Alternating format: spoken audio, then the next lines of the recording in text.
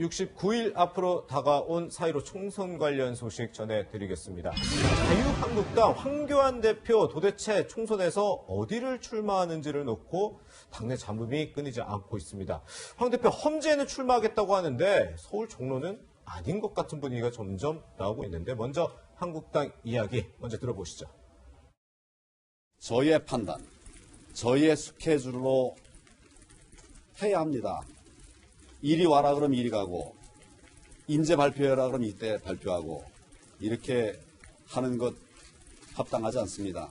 결론은 제가 이제 조금 더 심사숙고하고 1대1로 또 심층적인 어떤 의견 교환을 좀 한 후에 결정을 하겠습니다.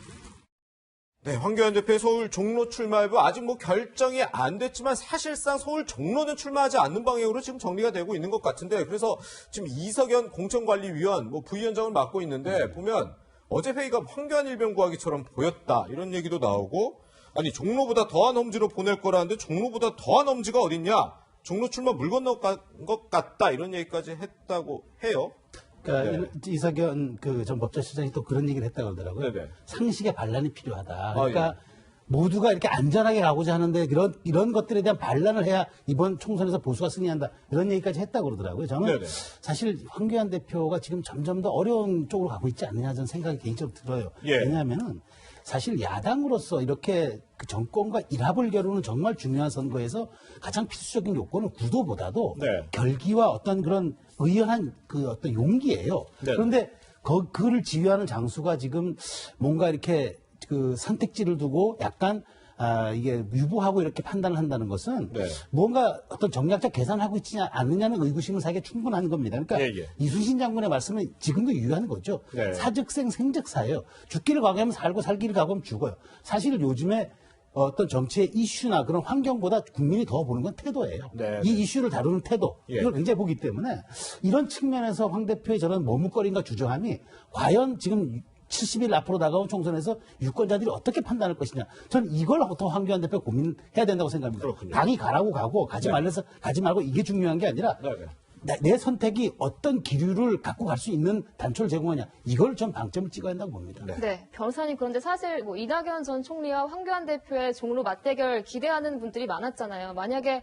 황교안 대표가 이 종로 출마하지 않는다면 이낙연 전 총리 무서워서 피하는 건 아니냐 이런 얘기도 나올 수 있을 것 같고요. 벌써부터 겁쟁이 프레임 이런 이야기를 하시는 분들도 있는데 네. 어찌됐든 종로 대전이 사라지고 있는 상황에 대해서는 아쉬워하시는 분들도 있을 겁니다. 하지만 네네. 당 차원에서는 황교안 대표가 가지는 상징성 더구나 자유한국당에서 차기 대선 후보자들을 보호해야 된다는 심리가 굉장히 강하게 작용하는 것 같은데 이런 상황이 지속될수록 사실 이낙연 전 총리에게는 굉장히 도움되는 구도가 있을 수 있습니다. 실제로 여론조사를 자유한국당에 돌려서 지금 용산에서 가장 유력하다 이런 이야기가 나오는 것은 지금 황교안 대표의 어떤 정치적인 신인에 대한 어떤 상징성이나 정치력에 대해서 조금 비하되거나 폄하되는 요소로 작용할 수 있기 때문에 결정은 신속하게 해야 그만큼 정치적인 어떤 효과가 극대화될 수 있어서 너무 지지부진한 결론은 오히려 자유한국당에 치명적으로 다가오지 않을까 우려되는 면이 있습니다. 네. 그렇다 보니까 지금 여러 이제 한국당에서 서울 종로 후보군들이 나오고 있습니다. 지금 김병준 전 비대위원장, 홍정욱 전 의원, 전희경 의원 이런 대안까지 나오고 있는데 이 와중에 홍준표 전 대표 같은 경우는 자신의 SNS에 화가 상당히 나는지 이런 글을 올렸어요.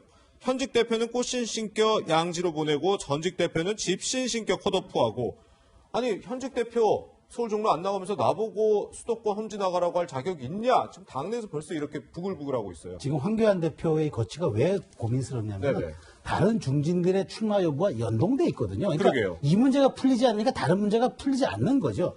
그렇기 때문에 지금 홍준표 전 대표의 반발은 당연한 겁니다. 왜냐하면 TK 이제 쇄신론 나오고 네네. 그다음에 중진들 희생론 나오면서 정작 대표는 자기는 좌고우면한다? 과연 누가 동의하겠습니까? 예. 그러니까 홍준표 전 대표의 그 반발이 저는 상당히 상식적인 거라고 보는데 네네. 저는 이제 황교안 대표가 아마 큰 그림이 있을 수도 있어요. 그런데 보수 통합이 되고 나면은 큰 틀에서 불출마를 선언하고 자기도 하나 백의 종군하겠다 이런 메시지가 나올 수도 있긴 한데 네네. 그러나 지금 여기에서 저렇게 과도하게 침묵하거나 좌고우면하는 모습은 절대로 당에 도움이 안 됩니다. 지금 사실은 이 이미지가 60일 지나고 나면 바로 표심으로 연결되는 거예요. 네. 많은 시간이 있지는 않습니다. 저는 이 점을 좀 유념해야 될 것 같다는 생각입니다. 네. 네, 이 황교안 대표 도대체 어디로 출마하는 건지 총선 출마를 두고 정치권 설왕설래도 다뤄봤습니다. 두 분간 여기서 인사드리겠습니다. 고맙습니다.